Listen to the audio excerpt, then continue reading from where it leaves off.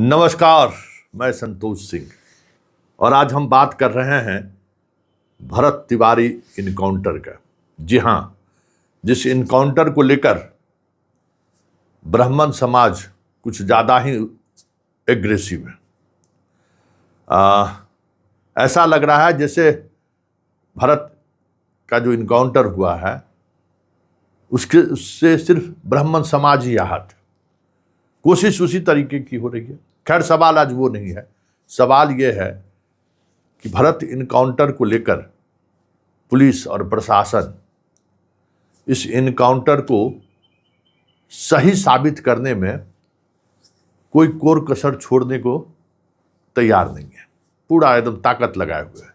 भले न्यायिक जांच का आदेश हो गया हो, न्यायिक जांच के आयोग का अध्यक्ष का चयन हो गया, अध्यक्ष वहाँ पहुँच भी गए, वहाँ मृतक के परिजन से उन्होंने मुलाकात भी की। 6 महीने के अंदर उनको सारी रिपोर्ट भी देनी है, जो रिपोर्ट विधानसभा के पटल पर हमें लगता है कि दिसंबर वाले जो शीतकालीन सत्र होगा ना, उसमें वो उसके पटल पर रख दिया जाएगा। FIR भी दर्ज हो चुका है। लेकिन जो चीज़ें सामने आई हैं, हालांकि कई तरह के लैप्सेस देखने को मिला है। मानवाधिकार आयोग का जो गाइडलाइन है इस तरीके के मामले में, पुलिस इनकाउंटर के मामले में, उस गाइडलाइन को कहीं दूर दूर तक फॉलो नहीं किया गया है। एक सवाल आरा SP पर भी उठनी शुरू हो गई है कि आखिरकार STF की जरूरत उन्हें क्यों पड़ी, और जब वो STF को बुलाए तो अपने उस थाना के आसपास के 4-5 थाने को भी बुला सकते थे। STF की तो अपनी ट्रेनिंग है कि भाई उसको मारना है। STF का कोई ट्रेनिंग और दूसरा नहीं है। STF का अपना काम करने का तरीका है, और वो आप कहाँ इनकाउंटर कर रहे हैं उससे मतलब नहीं है। अगर गोली चल रही है तो फायर करेगा वो। तो एक ऐसे स्पेशलाइज्ड फोर्स जो सिर्फ फायर करना जानता है, वो सामने जो भी है उसको वो दुश्मन समझता हो, उस स्पेशलाइज्ड फोर्स को अनुमति क्यों मिली वहां जाने का? किसने ये अनुमति दी? RSP को यह स्पष्ट करना चाहिए कि किस परिस्थिति में STF पहुंच गया, जबकि अगल बगल के कई थाने की पुलिस को मोबिलाइज करके भरत तिवारी को रोका जा सकता था, भरत तिवारी को मनाया जा सकता था। ये STF का इन्वॉल्वमेंट कैसे हुआ, ये सवाल उठने शुरू हो गई है। क्योंकि STF सामान्य फोर्स नहीं है, इस बात को समझिए। अब कहीं पे आपस में कोई विवाद हो रहा है, उसमें आप सेना को उतार दीजिए। सेना तो बॉर्डर पर लड़ने के लिए बना है ना, कि गांव के 2 लोगों के बीच या पुलिस से बीच झड़प हो रहा है तो सेना उतर जाएगा। उसी तरीके से STF कैसे उतरा? STF को किसने बुलाया? और जिसने भी बुलाया उसकी तो जिम्मेवारी अब तय होगी।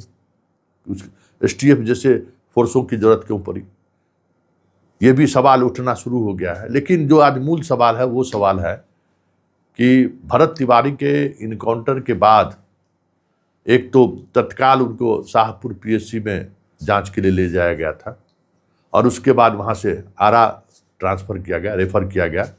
आरा में थोड़ी देर इलाज होने के बाद उसको पटना रेफ़र कर दिया गया था, जहाँ रास्ते में उसकी मौत हो गई। शाहपुर PSC और आरा जिला अस्पताल के इंजूरी में, मतलब उसका जो इंजूरी था वो और इसके इंजूरी में एक बड़ा फ़र्क दिख रहा है।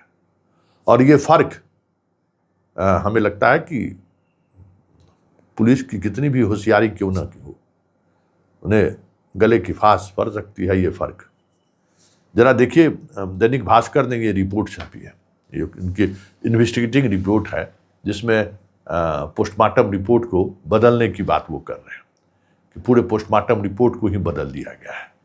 जो उन इंजूरी है, उस जो इंजूरी को ही उसने बदल दिया है। कई तरह के अपने इन्वेस्टिगेटिंग स्टोरी में उन्होंने कई बातें दर्शाई है और कई फैक्ट उन्होंने देने की कोशिश की है। एक्सपर्ट का राय उन्होंने लिया है और यह दिखाने की कोशिश हुई है कि पोस्टमार्टम रिपोर्ट में खेद हुआ है। लेकिन हम आज आपको दिखाते हैं ये शाहपुर PSC, जहां पहली बार गोली लगने के बाद भरत तिवारी को ले गया, वहाँ के डॉक्टर ने जो अपने पूरी एक एक इंजरी के बारे में जो दर्ज किया, देख लीजिए, एक एक इंजरी के बारे में उसने लिखा है कि क्या क्या इंजरी था। उसको पढ़ने से साफ लग रहा है कि उसे 5 गोलियां लगी है और एक भी गोली बाहर नहीं निकला है। भाई देखिए, गोली यहाँ लगेगी तो यहाँ से निकल जाएगा। उस डॉक्टर ने ये नहीं कहा है कि गोली निकला है, और यही वजह था कि जहाँ जहाँ गोली के निशान थे उसने इसका स्टिच कर दिया और रेफर कर दिया, चाहे कि ब्लड रुक जाए। हालांकि अगर करीब से मारा जाएगा तो ये जो देख रहे हैं ना शर्ट, अगर यहाँ से करीब से तो यहाँ पर जलने का निशान हो जाएगा। हालांकि जलने के निशान की चर्चा कहीं नहीं उन्होंने किया है इस रिपोर्ट में। हाँ, लेकिन जो रेंज से फायर हुआ है उसका कुछ संकेत उसने दिए कि गोली लगी है, गोली आर पार नहीं हुआ है, गोली इसको 5 गोली लगी है। लेकिन यही बात जब आरा में पहुंचता है, जहां डॉक्टर इसको रेफर कर रहे हैं पटना के लिए, वो लिखते हैं कि 3 गोली लगी है और तीनों आर के पार हो गया है, एक फंसा हुआ है। और देखिए, गोली लगने के लिए जो देखते महाभारत देखते हुएगा, उस महाभारत में दुर्योधन के बारे में कहा कि बायां जंघा में मारिए, तो हर आदमी का बायां जंघा जो है ना सबसे सेंसिटिव होता है।